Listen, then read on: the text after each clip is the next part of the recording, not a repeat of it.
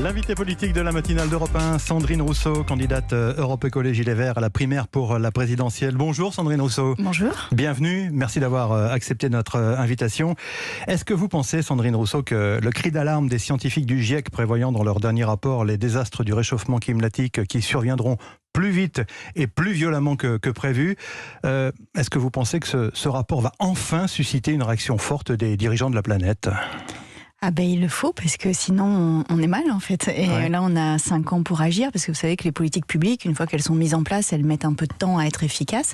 Et donc il faut massivement investir dans les transports, l'agriculture, le logement. Et puis il faut aussi donner un cadre de visibilité pour les entreprises, par exemple, pour savoir quel sera le prix du carbone dans 5 ans, dans 10 ans.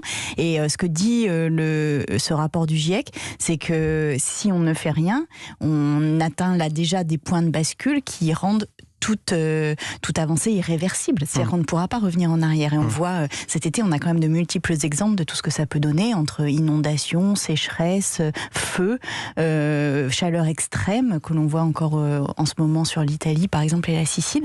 Là, on ne peut pas y échapper. Je veux dire, c'est pas parce qu'on est en France ou quoi qu'on peut échapper à ce réchauffement climatique. Donc là, il faut agir, et il faut agir vite. C'est pas que des déclarations, c'est des mesures fortes qu'il faut prendre.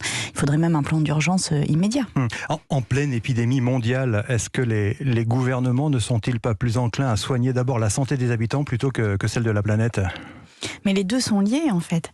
Et plus vous êtes exposé aux risques climatiques, et plus finalement vous êtes aussi exposé à des épidémies. Là, les scientifiques ont montré que le taux de zoonose, donc le taux de maladies qui passent du règne animal au règne humain, a été multiplié par 10 en très peu de temps. C'est-à-dire que là, ce qu'on a vécu avec le Covid pourrait se multiplier et pourrait s'accentuer, notamment en raison du réchauffement climatique, mais aussi en raison de notre destruction des écosystèmes. Donc nous protéger, c'est aussi protéger la planète. Il n'y a qu'une seule santé. Il y a une seule santé. Soit la planète est en bonne santé, alors nous le sommes, soit la planète va mal, et alors les humains sont plus exposés à ce type de maladie. Il y aura bien un jour ou l'autre, le plus tôt possible, une période post-pandémique, et donc une relance de l'économie, et donc une relance de la croissance, et tout ça ne va pas favoriser la limitation des gaz à effet de serre. Non, parce qu'il ne faut pas qu'on reparte comme on était avant.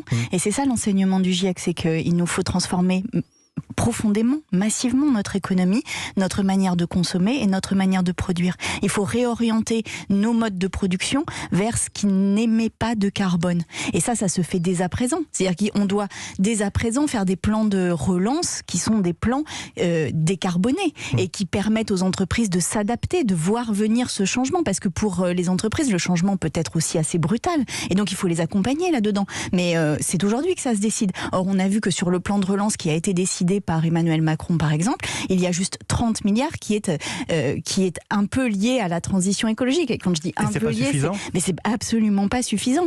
Absolument pas suffisant. Il nous faudrait minimum 50 milliards par an, tous les ans, à partir de maintenant et jusqu'en 2030. Quoi qu'il en soit, Sandrine Rousseau, cet électrochoc que constitue ce nouveau rapport, il tombe à point nommé pour vous les Verts dans la campagne pour la primaire. Vous pensez que ça va mobiliser l'électorat justement pour cet exercice démocratique que constitue la primaire chez les Verts ?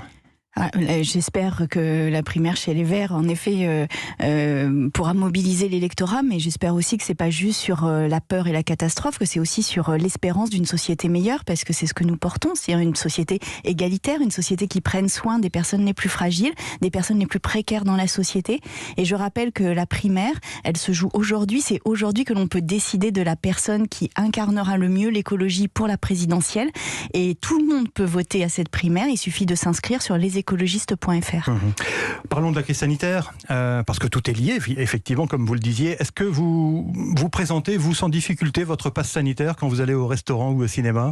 Alors, je me suis fait vacciner dès que j'ai pu, et j'ai mon passe sanitaire, et je le présente évidemment, mais ceci dit, cette question de la manière dont on gère des crises majeures et la manière dont on surveille la population au moment de ces crises est une question fondamentale et démocratique. Ça vous gêne ? Et oui, ça me gêne que l'on soit obligé de montrer patte blanche blanche à chaque fois. Par contre, j'incite vraiment à aller se faire vacciner et je trouve qu'on n'a pas fait suffisamment d'efforts pour aller vers les personnes non vaccinées. Je regardais les chiffres en venant.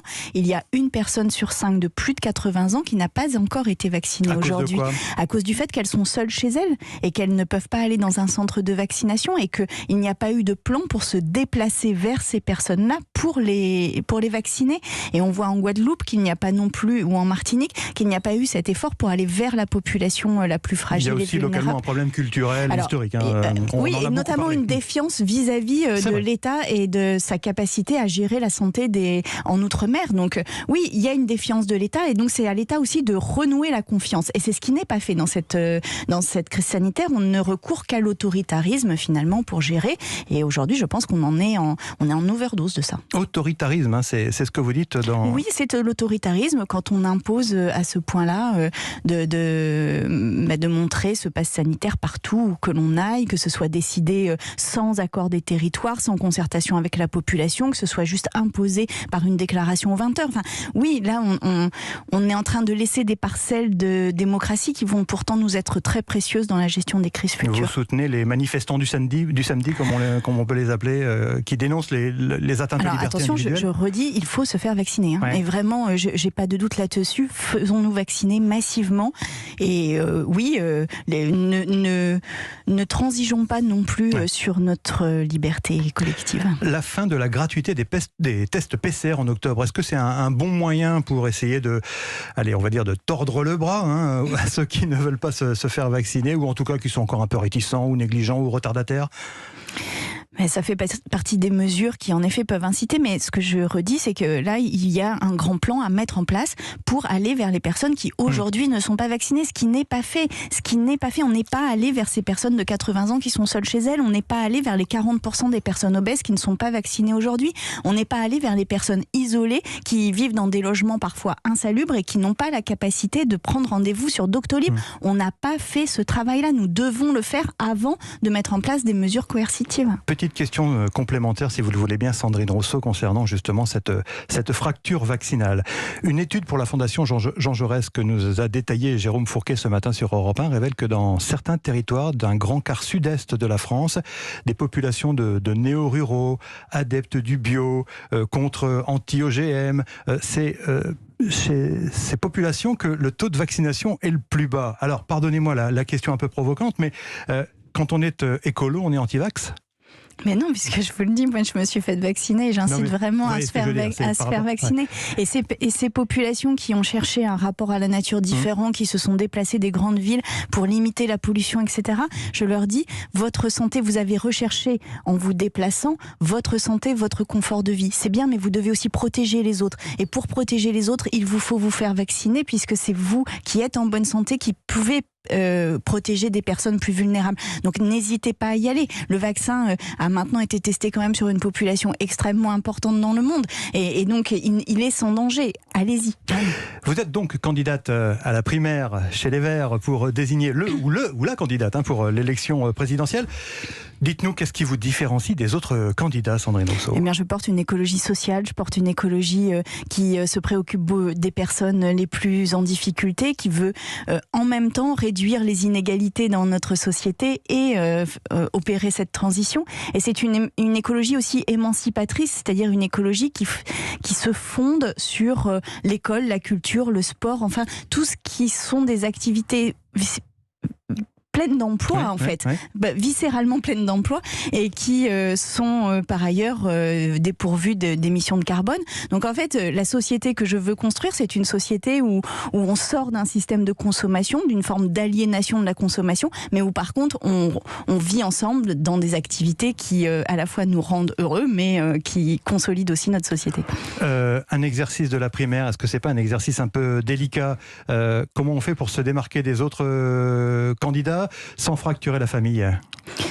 Eh bien, en marquant nos différences et en marquant nos points de convergence, on est tous et toutes d'accord, je pense, pour porter une écologie qui rassure et qui fasse en sorte qu'on regarde l'avenir sereinement. Moi, je porte une écologie radicale et j'assume ce terme. Oui, il nous faut sortir du CO2 en 5 à 10 ans. On n'a pas le choix. Et donc, oui, il nous faut prendre des mesures radicales. Oui, ce ne sera pas toujours complètement simple, ni facile, mais on aura aussi la satisfaction de l'avoir fait, on aura la fierté de l'avoir fait et on pourra regarder nos enfants avec cette fierté dans les yeux en disant oui, j'ai renoncé à des choses auxquelles je tenais, mais je l'ai fait pour toi et pour que ta vie soit meilleure.